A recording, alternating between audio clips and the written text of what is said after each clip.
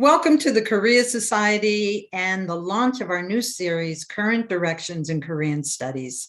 I'm Linda Tobash, Senior Advisor for Education at the Society. And for those of you who are not familiar with who we are or what we do, we are a non-governmental, nonprofit U.S. organization based in New York and dedicated to the promotion of greater understanding, awareness, and cooperation between the peoples of the U.S. and Korea. And I'm delighted to be joined today by Dr. Todd Henry, who's Associate Professor in History at the University of California, San Diego, where he also serves on as an affiliate faculty member in critical gender studies, science studies, and film studies. And from 2013 to 2018, he also served as the inaugural director of transnational Korean studies at UC San Diego. And I believe I'm correct in saying that starting this fall, that will be offered as a minor at San Diego. Todd, we're very fortunate to have Todd. Todd has been the recipient of numerous fellowships, scholarships, and awards. He's an author, a translator, a filmmaker, in addition to being a very well-known instructor and presenter on queer studies in general and Korea, and in Korea specifically. I can think of no one better to join us for the launch of this new series. And Dr. Henry, thank you for joining us today. Todd, if I may, your career path has been very interesting and, dare I say, somewhat eclectic. Right from the beginning, when you started started on your bachelor's degree at George Washington University in international relations, minoring in Spanish language and literature and Korean or in Japanese Korean language and literature. You then received a fellowship from the Japanese Ministry of Education to study international relations again at Sophia University in Tokyo. And then you returned to the US, achieving your PhD in history with an emphasis on both Japanese studies and Korean studies, which is fairly unusual in an area that tends to be single nation focused. So I'm wondering if you can tell us a bit about your journey and what triggered your interest in Korea and the evolution, just briefly, of your research interests, which have been many. Well, thank you first for having me. It's a great honor to be part of your new series and to speak with your community at the Korea Society. As you mentioned, when I was a university student, I minored in Japanese. At that time in the early 90s, Japan was quite on the mind of many Americans, which isn't to say that Korea wasn't. I went to the George Washington University and I took classes in the Japanese language and ended up going to Japan in 1993 as an exchange student. And I would say my interest began around that time. Many of my classmates taking Japanese were Korean. The two languages are closely related, so it must have been quite easy for Koreans to learn Japanese. And then when I went to the city of Osaka in 1993, I lived part of my time in what I came to know was a Korean neighborhood. So I became very interested in Japanese attitudes towards Koreans. And I began to learn of the colonial history of Korea through that experience. So it was during the late 1990s that I first visited Korea, having done my master's degree, and launched my initial academic interest in the history of Japanese colonialism in Korea. That's great. In terms of your, then you returned to the U.S. and you did this dual emphasis on Korean studies and Japanese studies. You initially focused on colonization and post-colonization and uses of space, and looking at nation and race and in many different areas. How did you, what was your pivot in your research interests, and how did it emerge that you began to explore queer studies? So I mentioned that I first went to Korea in the late 1990s. So um, procedural democracy was relatively new to South Korea at that time, and so were organizations around human rights. So when I was a PhD student at UCLA, I went to study at Seoul National University, the Department of Korean History, and I spent a year there doing my research. And while I was there, I became involved in an LGBT student group that had recently emerged at Seoul National University. There were a few other universities that had LGBT student groups. These days, there are hundreds of groups throughout the country. But at that time, that kind of group was still quite unusual. We met in the student center of the campus. And I believe that we were the only group that did not have a sign on our door. And that was because it was still quite dangerous for students to be associated with such an organization. And so we had this sort of undercover room where students would come in and out, and we would meet and talk. And so I became interested and involved in the South Korean LGBT movement from around that time. And I've maintained contacts with the student groups as well as other activist organizations. And that was while I was pursuing my research on the colonial period. So I knew, I think at that time, that eventually I wanted to pivot towards a focus on non-normative sexuality and gender.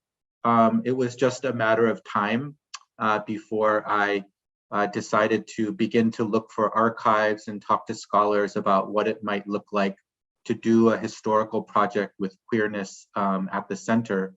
But the earlier interest I had in public space and how Koreans lived during the colonial period, that focus on everyday life and how space was important in creating or recreating identities, that is carried over into my current research on the history of queerness in Korea by focusing on different places where minority communities have met or gathered or protested. So in a way, I continue to focus on the issues of public space, and the topic is no longer Japanese colonialism, but the topic is compulsory heterosexuality or a certain kind of binary gender order that has been put in place. Those are kind of the systems of power that I'm interested in studying these days. Great, and I have to say that, and we're going to touch upon this in a minute, the volume you edited, Queer Studies. In your introduction to that, you begin with such a spatial description of the wedding that you participated in Seoul.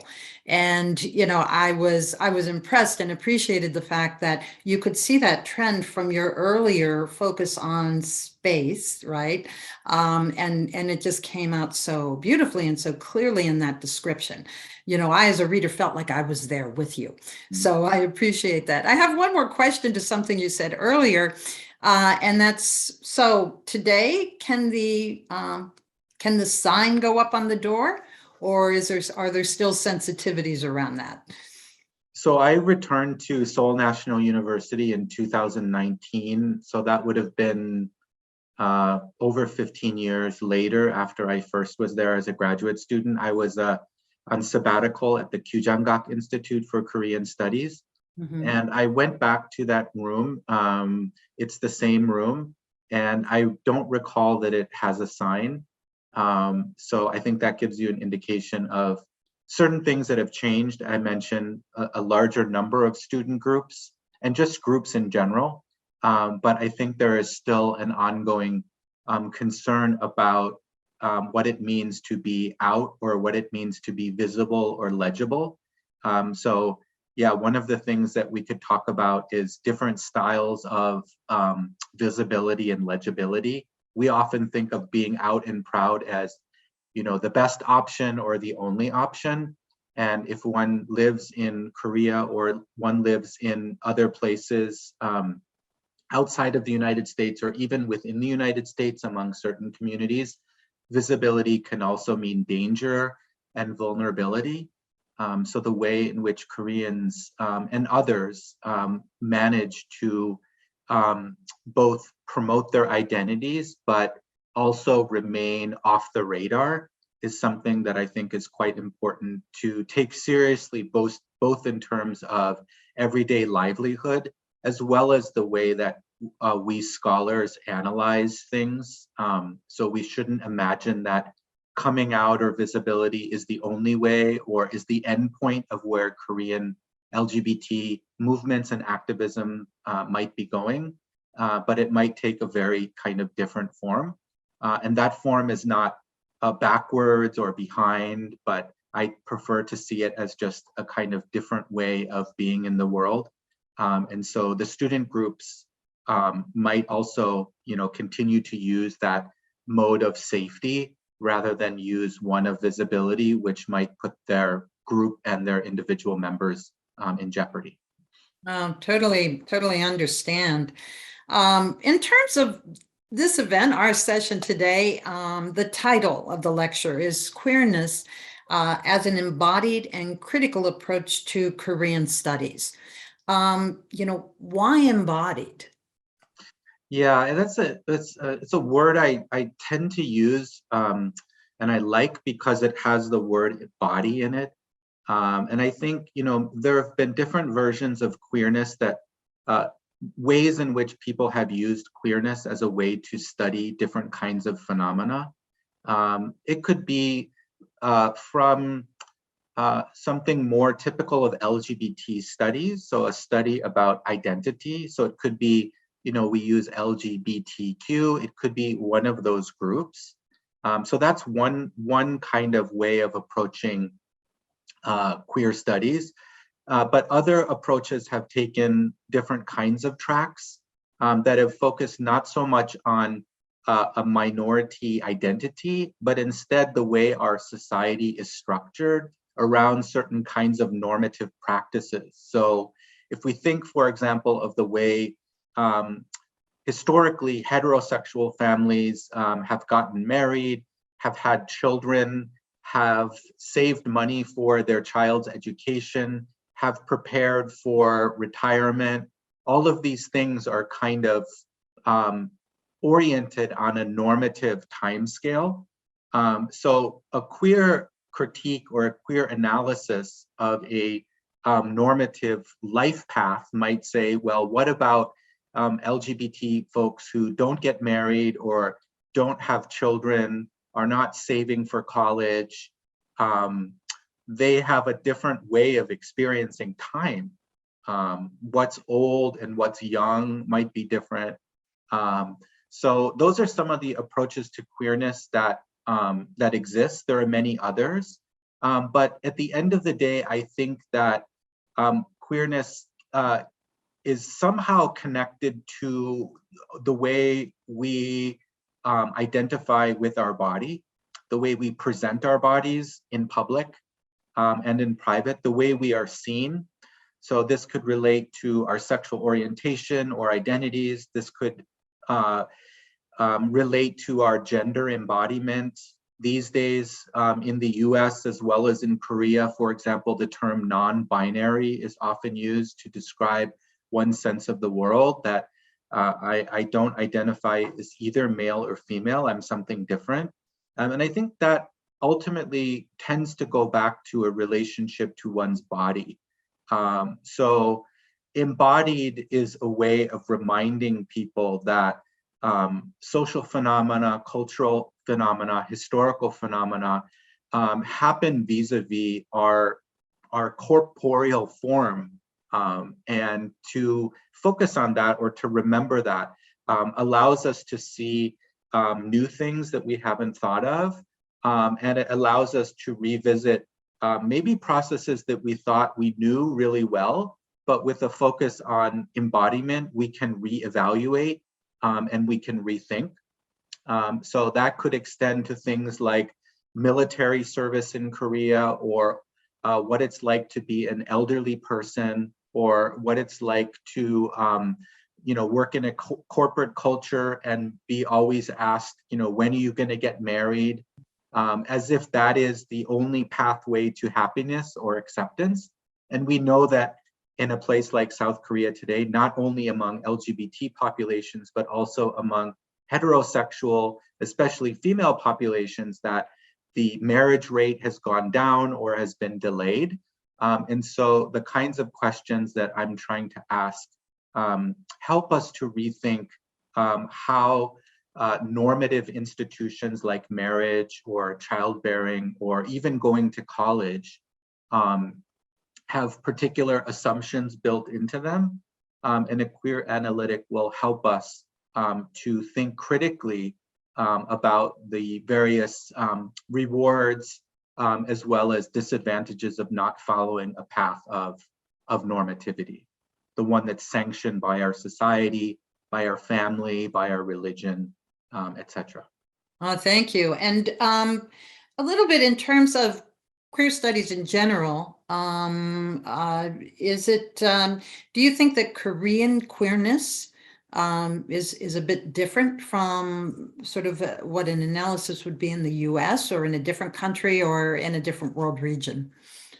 Yeah, I mean, Korea provides a really interesting counterpoint to, I would say, Euro-American studies. Much queer theorizing has been based on the American case or Northern Europe, societies that are white dominated, that tend to have liberal institutions. And so if we think of Korea's particular history, Korea, of course, is a non-Western country, which isn't to say it didn't have relations with the West. Of course it did, but it's a non-Western society. It was also a colonized country. It's a divided nation. And it also has experienced, at least in the South, a history of the American military and other presence. So I think that Korea provides a very interesting and important corrective to many studies that have imagined a certain kind of endpoint in, let's say, things like gay marriage or other kinds of institutions that, visibility and recognition is the only way to be a citizen. If we look at the Korean context, as I mentioned earlier, to be out to family or to be out in the workplace or to wear your identity on your sleeve in that way could mean the loss of a job. It could mean alienation from your family. It could mean all kinds of other negative repercussions. So if we think of that kind of arrangement, then a kind of Eurocentric view might look at Korea as somehow behind or backward, or, sometimes I'll hear visitors to Korea say, oh, it kind of reminds me of the US in the 1970s when we led double lives.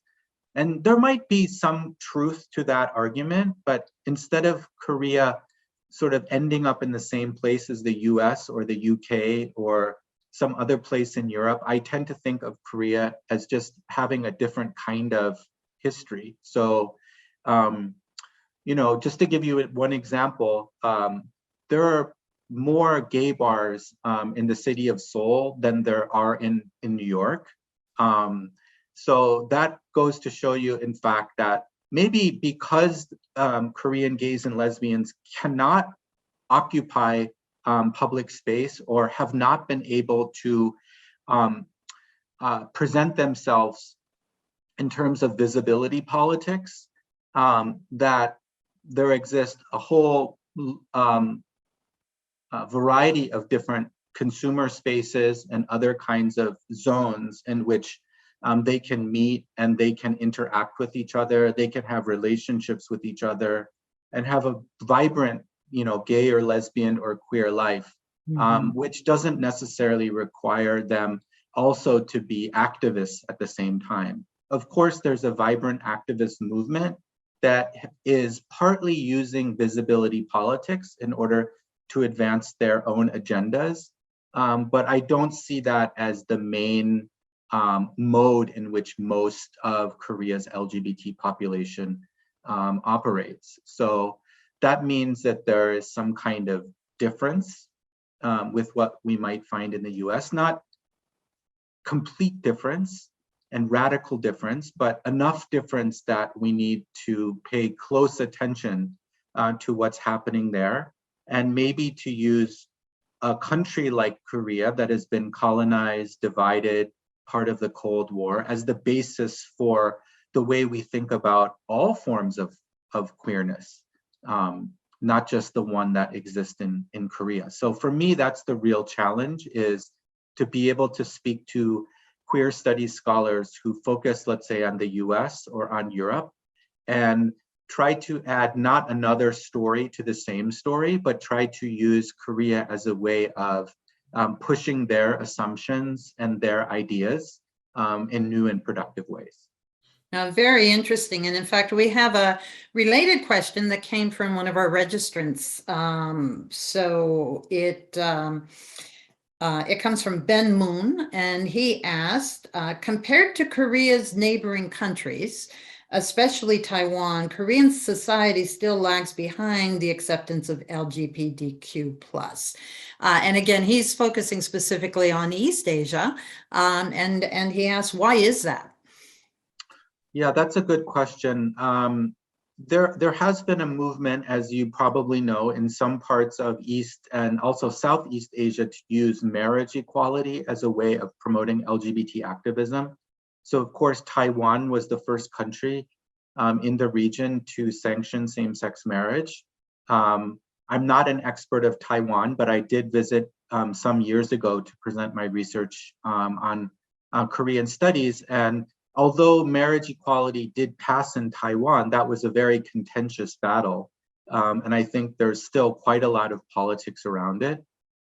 So in many ways, Taiwan has come to serve as perhaps a model for South Korean activists, as much as, let's say, the US, where marriage equality came to us in 2015, Koreans will often look to Taiwan or also to Japan, where marriage equality is not accepted throughout the country, but has been passed in various municipal districts, for example, in Tokyo.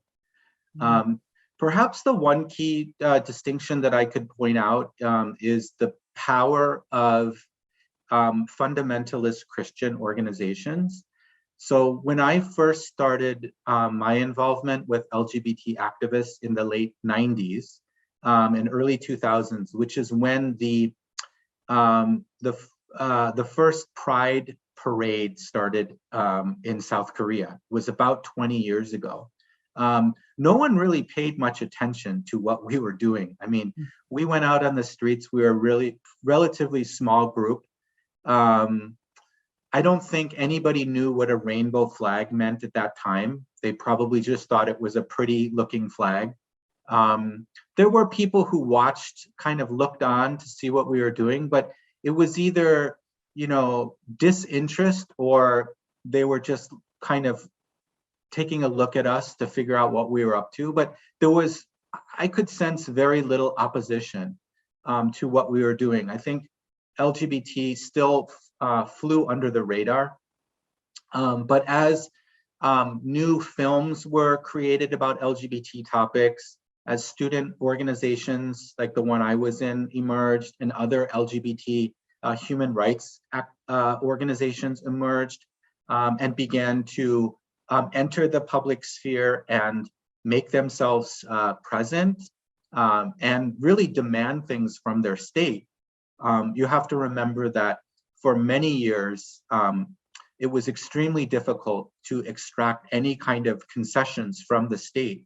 Not just for LGBT populations, but of course the people who were protesting against authoritarianism, were protesting against the unfair development of capitalism. So the 90s and 2000s were an era when many groups in civil society were demanding things from their state. And so the LGBT groups were one of them. And over time, there developed a very staunch opposition. You could call it homophobic or transphobic opposition to the LGBT activist movements.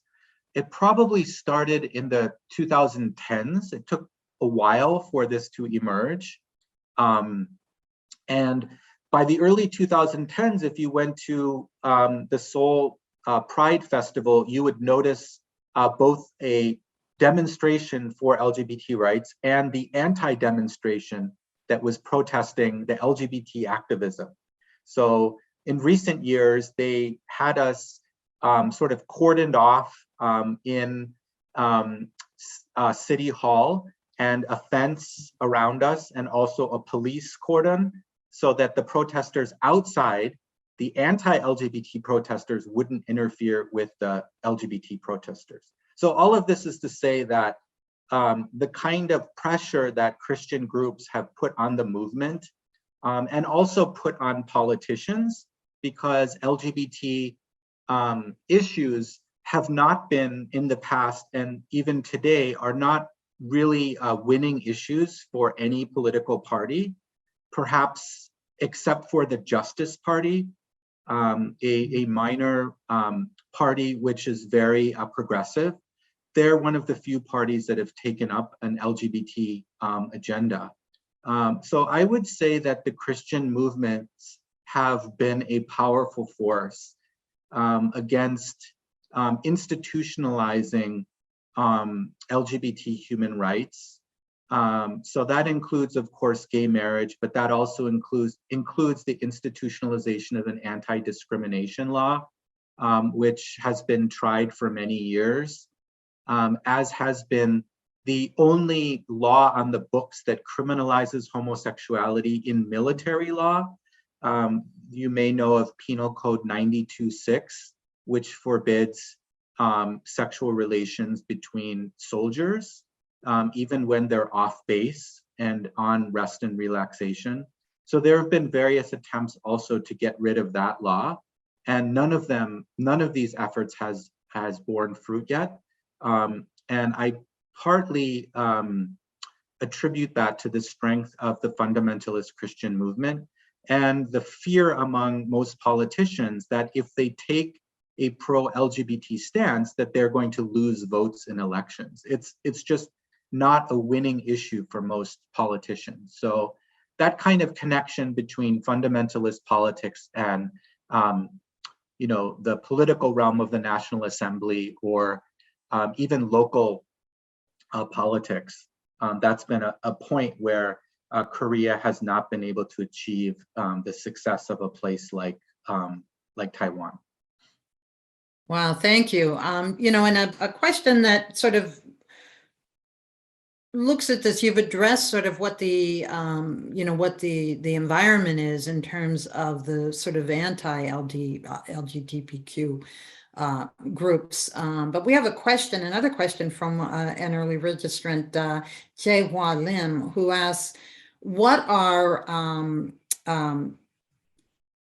actually it was, what are some of the hardships working with different groups of LGBTQ plus entities in South Korea? So are there conflicts within the sort of greater community as well, that sort of groups have to navigate internally? Yeah, I mean, almost from the beginning of the movement, there have been a lot of rifts. So for example, in the early days of the movement, there was one umbrella organization called Cheongdonghae, which brought together both lesbian women and gay men. And very quickly, that umbrella organization fractured and created the two separate organizations, one for gay men, Chingusai it was called, and one for lesbian women. That had the name Kiri Kiri and has taken different names after that. So certainly one of the rifts has been the division between men and women. Men, after all, can, even though they're gays, still benefit from patriarchy or heteropatriarchy in ways that women can't. So from the perspective of lesbians who are also feminists, gay men could be closer to power or closer to be benefiting from Korean society rather than being disenfranchised the way women have. In recent years, there's also been a lot of conflicts, even within the feminist movement, which I just mentioned, vis-a-vis transgender issues. So is a male-born person who transitions to be a woman, even legally speaking, can that individual be included in women's organizations or, for example, in women's universities? So there was a case from just a few years ago where a transgender woman had applied and been accepted to a women's university. And then when some groups of feminists, more exclusionary radical groups of feminists heard about this, they began protesting the acceptance of transgender women into their university. And it turned out that this particular student who had been accepted and wanted to study law actually decided to drop out and not pursue her career at that particular university. So that gives you some indication of the kind of rifts that exist between both, queer groups, gays and lesbians, and then for women within the feminist movement, whether or not they are welcoming of transgender people, that is another point of contention. And more generally, I would say, I mentioned that the number of groups at university campuses has, taken off really. And in many other parts of Korean society as well, there are many, many LGBT groups. If you go to that Seoul Pride festival I told you about, you'll see tons of booths that all of the universities and other social organizations have throughout the country. It's remarkable. I mean, drama groups and ski groups and, the lesbian,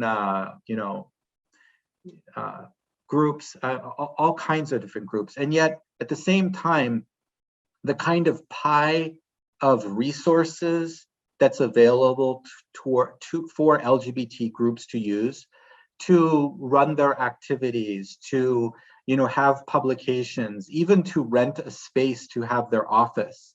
They really run on the cheap. And so one of the things I think that's been happening is you have an expansion of LGBT groups, but you don't have a relative expansion in the pie of resources that are available.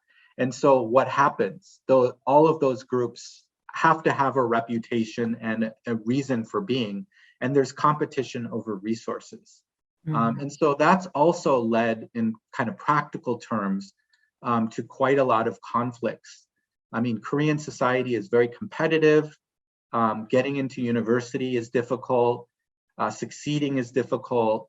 And so as a general phenomena, there's a lot of cutthroat competition in Korean society, and that is going to and has bled over into activism, where there are times and moments when groups don't get along and attack one another or exclude one another in ways that I think is not particularly helpful.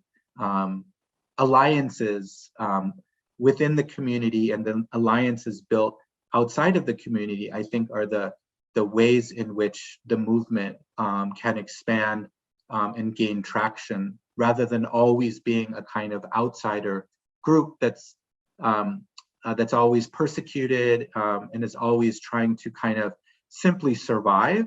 So an activism where your main goal is defense of your organization, that might be successful in maintaining the organization, but in terms of an agenda for the people that you're representing, that might not be the best way to operate. So that all of that is to say that there are a lot of challenges in today's South Korea, despite the number of organizations, the kind of opportunities to make those ideas and the movement part of mainstream society.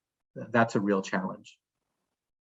Yes, and for you as an academician and a researcher, how difficult is it to do research in this area? Both for your book, the volume you edited, Queer Studies, and for the work you're doing now.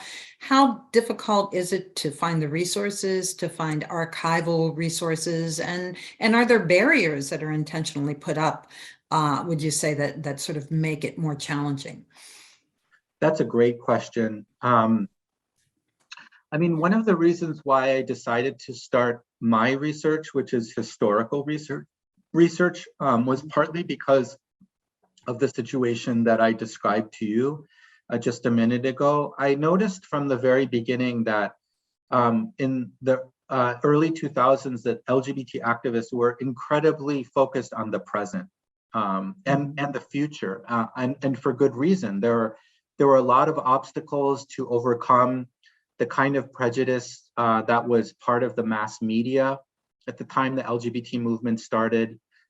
Government censorship was still a problem in the late 90s and early 2000s. There were several cases in which the government was prohibiting, for example, LGBT websites or censoring films. There was a early case in the Seoul Film and Video Festival of a Hong Kong LGBT film that the South Korean government censored.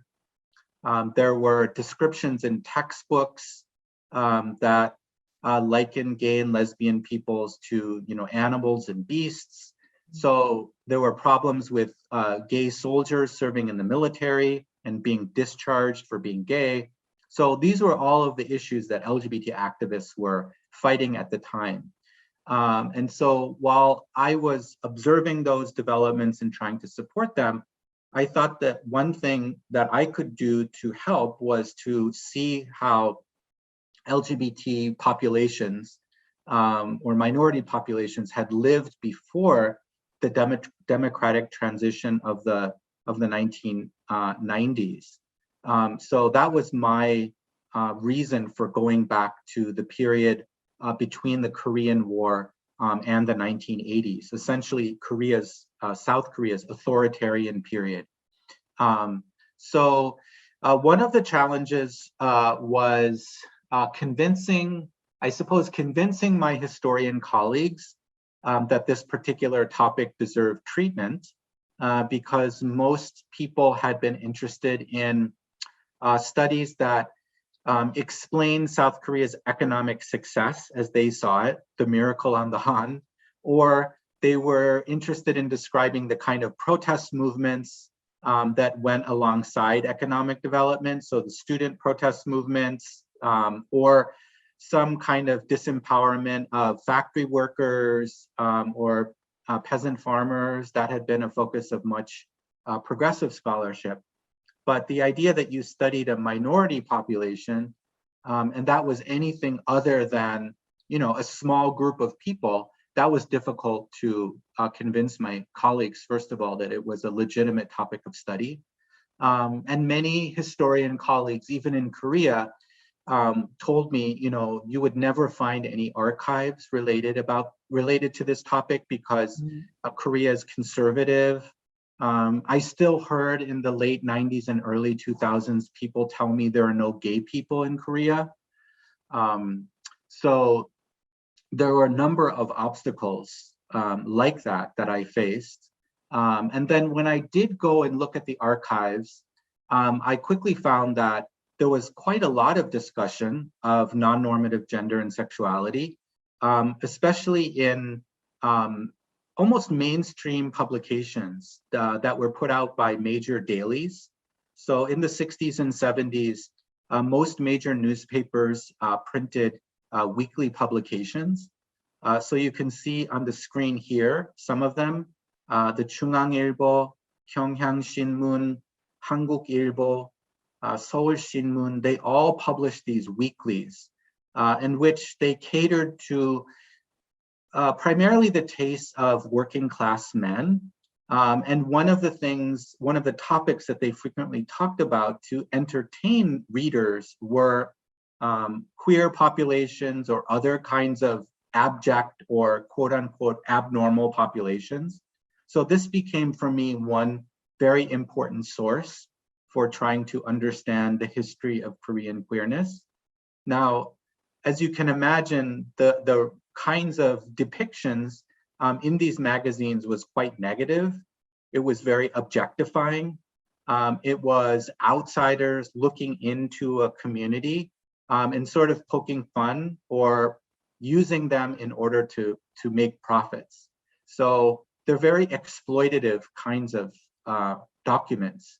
And yet they're extremely important because at that time there were almost no examples of marginalized peoples who themselves would write their own stories. You wouldn't find like a gay novel, or you wouldn't find in the US or even Japan at the time, you had commercial gay magazines where gay men would put personal advertisements in the back of the magazines in order to meet one another. In Korea, that doesn't emerge until the 1990s. So in a sense, if we don't rely on these kinds of sources, we won't have a queer history for Korea. We could go out and do interviews, which I've also done. And that's a useful source I found to supplement these outsider views that look in onto a community, the interviews. But these weeklies themselves are very useful. So in the book Queer Korea, I wrote an article, for example, using these resources and talking about the unknown history of lesbian wedding ceremonies. So the weeklies often covered these groups of women who would go to Buddhist temples or would go to wedding halls and would not legally, but symbolically get married to one another. And it seems like if you read the stories that some family members and also some friends of the families were also going to these wedding ceremonies. So in a kind of unusual way or ironic way, there is a history of same-sex partnerships in Korea that don't come from the outside. They're not imported from the US or from Europe. And they're not ceremonies that happen from the 1990s. In fact, you can go as far back as the late 1950s after the Korean War. So here's an image from 1957. This is just after the end of the Korean War. And this is an article about, the headline says, both the bride and the groom are women. Often you'll find one of the partners is dressed in a Western suit, and the other is dressed in a Korean style hanbok dress, and they get married. And this is related to various different social phenomena, including the loss of men in war. So some of these marriages were conducted among war widows. So rather than be single and be vulnerable, they decided to partner with a woman and create a livelihood that way. So there's a whole history of female same-sex relations, some of which deal with lesbianism, but some of which deal with other kinds of social phenomena like the war itself that have this kind of queer overtone.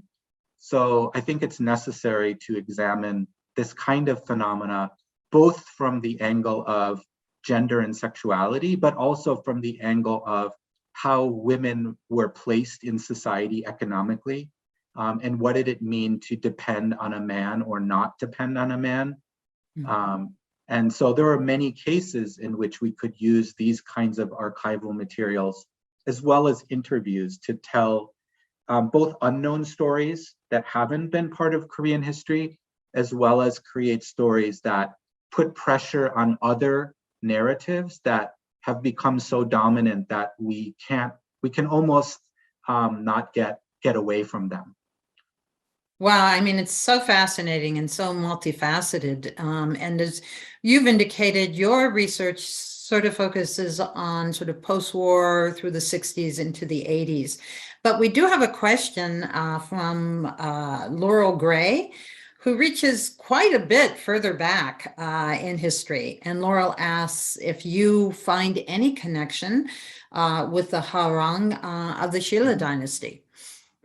Yeah, that's a really good question. And it's interesting because I just recently read a journal submission from a Korean journal. So it seems to be a Korean scholar who is trying to make a connection between the kind of gender fluidity, as the author calls it, among the Hwarang. That is to say, they were military men, but they also presented themselves in what we might call a feminine style. Today, I guess in the K-pop world, it would be called soft masculinity.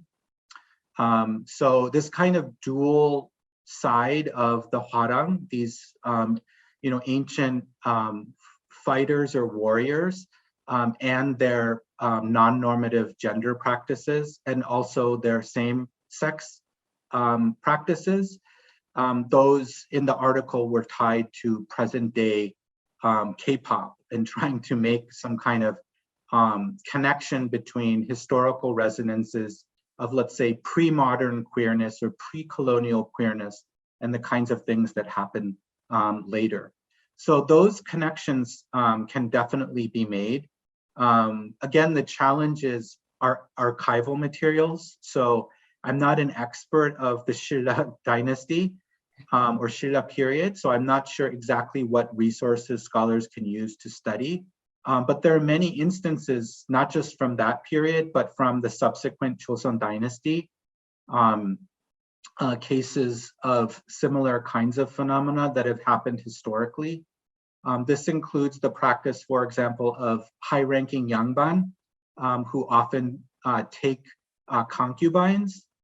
And we can see in some archival records references to male concubines.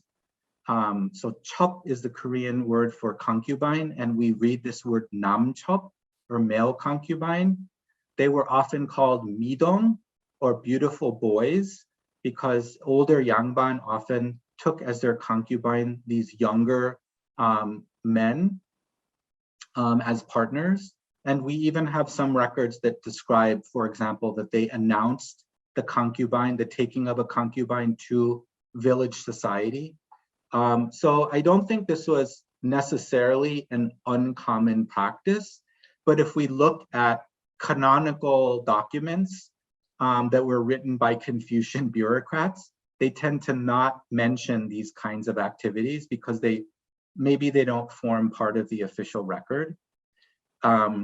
The women couples that I described to you just a minute ago, who began to get married after the Korean War, they were often called in Korean metdor bubu, millstone couples. And that term actually goes back to the Joseon dynasty. So millstone is a reference to female genitalia, the rubbing of female genitalia together. I'm sorry for the graphic reference, but this apparently referred to court women who were brought in to serve the royal house, the king. They were his, women to play with, and yet some of those women maybe found themselves to be mistreated or left alone, and so metdor was the term that was used to describe court women who engaged in sexual relations with one another. So that term, interestingly, goes well into the 1960s and the 1970s, even though the historical reference to the practice itself was from the Joseon dynasty. What's probably new in the 50s and 60s and 70s is that the women are living independently as a couple, whereas the Joseon dynasty women would have remained maybe in the royal palace. So there's a difference in terms of their particular independence from men, but the reference itself to same-sex sexuality goes back to the Joseon dynasty. So I can imagine that there are several instances like that where, what we might call now retroactively Korean LGBT history builds off of earlier examples, right? Where the Shilla tradition is recreated, during Koryo, or the Koryo traditions are recreated during Joseon, and then, under colonialism and later. So that means that we need more scholars, like the person who asked the question, to study the Shilla period and do the research to help us answer those really important questions. That's great, and thank you for shedding light on that. And Laurel Gray, if you're doing research in this area, do let us know, and we can join the discussion.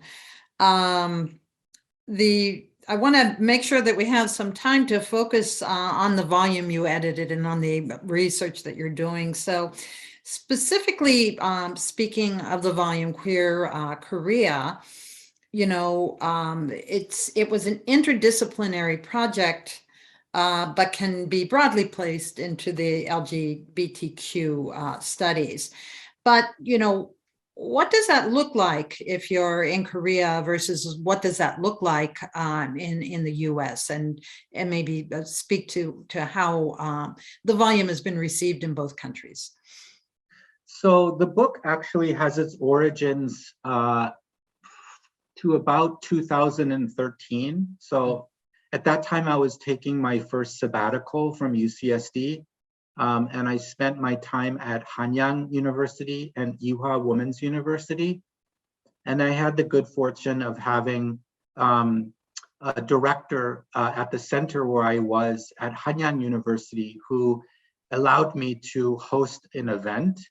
And the event was focused mostly on film, because rather than scholars, I think the first real historians of queer Korea were filmmakers and artists who, rather than having to, find archives and verify things and use footnotes, a really laborious task, they could take a story maybe that they had researched, or in the case of one filmmaker who made a short about the presence of a female-bodied woman who passed as a male barber in a barber shop during the 1970s. That was the theme of his film. And we had him come in 2013 to our event, which was called Filmmaking as Queer History. And it turns out that filmmaker, his story for the film was based on a rumor that the barber at his local barber shop in the outskirts of Seoul was a woman who passed as a man. So in the couple that I just showed you from 1957, the male presenting or masculine presenting person was called Pajishi, or Mrs. Pants, and their partner was called Chimashi, Mrs. Skirt, or Ms. Skirt, I guess you could call it. So this particular individual bound their breasts, so their breasts didn't protrude, and then would speak in a sort of masculine tone. In the film, you see this barber having to engage in misogynistic jokes, making fun of women's bodies, which was what men did when they gathered at the barber shop. And then it tells the story of how the barber was trying to carry on a relationship with a woman in her village. So from my perspective, when I saw this film, it was telling me about a queer history that I was beginning to find in my archives, but that a filmmaker had already made and put on the screen. So the event began that way, of taking stock of the various films that had been made since the 1990s and using the films to tell different queer histories. So after that event took place in 2013, I came back to UCSD and we put on a larger event in which we expanded the film festival and partnered with a local San Diego, it was called the Asian Film Festival at the time. It's now called the Pacific Arts Movement. We partnered with them to show a Korean queer film retrospective. We also brought the work of a Korean artist to San Diego who talked about a genre of theater that was very popular in the 1950s. It was called Yosong Bukguk, and it was a theater in which all women performed on the stage, and some of the women performed male roles or masculine roles. So we showed her work at the campus, as well as had the academic papers that became the basis for Queer Korea. So from the beginning, I tried to make the endeavor an endeavor that included not just American-based scholars, or in the case of myself, not just a white scholar, but also diasporic Korean authors, so Korean Canadians, Korean Americans, as well as in the book, you'll find some translations of queer scholarship by Korean scholars and Korean activists. So we presented those in English so that readers in the US and elsewhere could access the kind of scholarship and activism that's been going on in Korea, but read about it in English. So the book does have some sort of bias towards the scholars that are in the US. It also has a bias towards South Korea after 1945, because it was extremely difficult to find somebody who could write about North Korea and fit their scholarship into our mold. So there are certain kinds of areas that still require new kind of work, but I'm hoping that with the volume and the possibility that it will be soon translated into Korean and released in Korea, that it will make an impact in both places. And while it's in the process, hopefully, of being translated and released in Korea, you have taught the book both in the US and in Korea at the university level. So what's your experience been in terms of teaching through these two different populations? Are there similarities? Is it different? What's your experience been? Yeah, last year I had the opportunity to go to Yonsei University as part of an exchange program and teach a queer Korean history class for Yonsei students. I'm not sure if it was the first time that that topic had been offered, but clearly there was a lot of interest in the class. I think I had about 30 students enroll in the class, and the students came from many different majors. Most of them, I suppose, were not from the humanities. They were from the social sciences, some of them even from the hard sciences.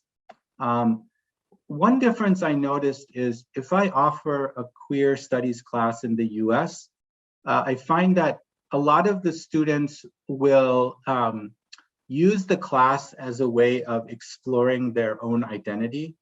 So maybe even if the students don't come out, there's a kind of understanding that the class is a way for them to, as I said, explore themselves or explore people around them. In Korea, I didn't find that that was exactly the same, although there were a lot of people students who told me that they had a family member maybe that was queer, or they knew somebody on the campus that was queer. They had some kind of experience and wanted to educate themselves, wanted to know more, and mentioned that, yeah, in Korea, queer studies is not institutionalized the way it is in a place like the US, where there's a track at the university for that kind of program. There might be someone in teaching a sociology class, or certainly at Ewha Women's University, classes in feminism or women's history might touch on queer topics, but not in necessarily a sustained way, where you not only study gay and lesbian history, but also look at the history of transsexuality and transgender issues, look at mental health issues, HIV and AIDS. The struggle of intersex people was also covered in my class. So topics that really don't get that much sustained attention in one particular course. I was able to work with the students. I suppose the benefit of teaching in Korea is that for their final projects, most of my students were quite fluent in Korean. So when I asked them to do research projects, especially to go on the internet and study newspaper articles or blogs or webtoons or magazines, they had really high language skills. And they really got into studying the projects and making the knowledge that they had acquired their own. So with my US-based students, the resources are a little more limited than the students in Korea. So I hope that some of the Korean students saw that, you know, there is a future for getting a master's degree or getting a PhD in this field. And hopefully over time, more Korean universities will have faculty, not like me, who come from the outside. I'm of course white, and I have a privileged position in Korea.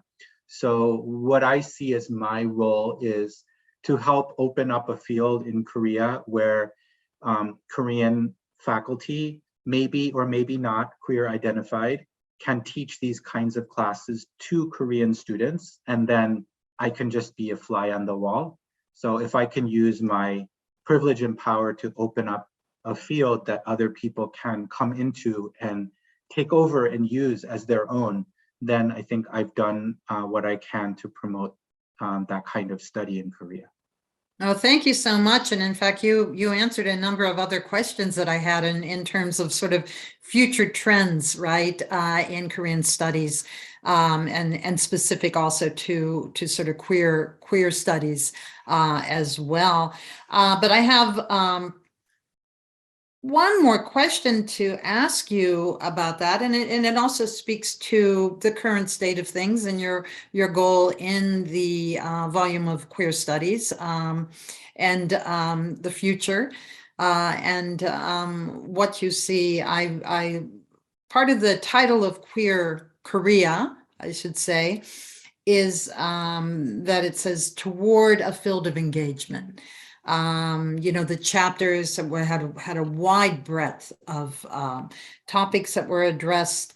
And, you know, I'm wondering if this idea toward a field of engagement, and you've also spoken about the book, hoping that it's, you know, the goal of disruptive inquiry and spirited dialogue. And so in terms of looking towards the future, do you think the audiences you were reaching with the various topics in Queer Korea and getting them involved in engagement and moving forward with this sense of disruptive inquiry and spirited dialogue that will yield greater insights? You know, if you had your magic ball looking in the future, you know, where do you hope to see us in say the next 5 to 10 years?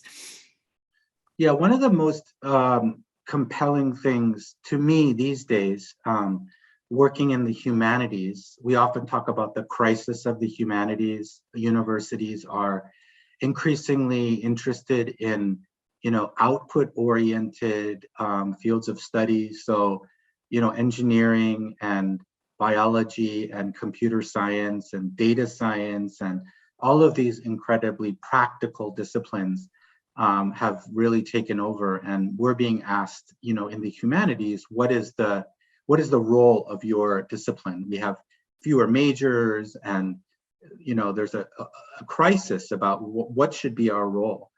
So one of the things that I've tried to do is to take the research that I'm doing outside of the university and try to bring it to the public. So that's the reason why our academic conference for Queer Korea included the film festival, which brought people from the San Diego and Southern California area to see queer Korean films and to listen to discussions about them, also to see what artists are doing, and to see this really interesting sort of interplay between activists and scholars and artists and others who are, in a sense, engaging in a similar kind of project. So one thing that I have decided to do is to partner with a filmmaker in South Korea to present our research, my research, but to work with him in an artistic way to present that work in a different kind of format than an academic article with footnotes. So we're making a film. And I just give this as an example of the kinds of engagements that one can pursue. So one of the places during the 60s and 70s that were very popular for gay men to meet one another in a society where there weren't a lot of gay bars, as I mentioned, there weren't gay magazines, there was very little media available. In fact, those weeklies were that I mentioned earlier that talked about same-sex marriages, they were very important to gay men because they often talked about theaters where gay men tended to congregate. They were called B theaters or second-run theaters. So you could go and buy a ticket for a very inexpensive amount, maybe like 1,000 won, which is the equivalent of $1 today, and you could watch movies all day long. But for gay men, the lure of these places was not necessarily the movies, but it was that other gay men showed up there. It was a kind of salon or social gathering place for gay men to meet one another. So when I was teaching my class at Yonsei a couple of years ago, I decided to use the unfortunate situation of COVID to try to connect with some older gay men. So I used an internet website and posted something about myself, that I was an American scholar interested in LGBT history, and I was interested in knowing about their experiences at movie theaters in Seoul. So I was able to interview many of these people and hear their stories. And then I went with my filmmaker friend to one of the few remaining theaters that still exist today. It doesn't operate as a theater, but the building itself is still there. So we were able to both film the theater and also film the manager of the theater, who's been working there since the 1980s, and who also told us stories about how the theater was a meeting place for gay men. So we're going to be coming out with the co-produced documentary that tackles the history of gay male sociality in Seoul. And I'm going to use that as another way in which to, tell important stories. People learn history through many different ways. Academic articles and books are one way, but so are films. And as I told you that I was very inspired by filmmakers' use of history to tell untold stories. So filmmaking is one of those kinds of engagements. And there are many others. There are writers, for example. I was just contacted by a writer based in New York City who wants to write a novel, a lesbian-based novel about the colonial period. So she contacted me both about my research on the history of colonialism and the history of queerness to tell that kind of story. So to me, those are, the important kinds of activities that we can do. We can take research and researchers from the university and put them in contact with other creators of culture. We can work on collaborations together. We can have books like Queer Korea that put scholars from different positions, not only ethnic and racial positions, but different disciplinary positions in dialogue with one another, and create something that doesn't sit in a library on a university campus only, but is part of reading groups, or becomes the basis of a film, or is spun off and something else comes from it. So in that sense, there can be a lot of energy from our projects, and I consider that a kind of public engagement with scholarship to really face the public and and have conversations, even ones that are really difficult and challenging. Well, thank you so much, Todd, for your time and for sharing your history, your path, your insights, and for kicking off this first session in our series of current directions in Korean studies. And especially thank you for all your contributions. And I think your future directions for Korean studies and the sort of utilizing so many different forms of media. As we can see here, you talk about journalism, film, art, and that larger engagement of many audiences. So much appreciated. And again, thank you for joining us today. Thank you and much success with your future series.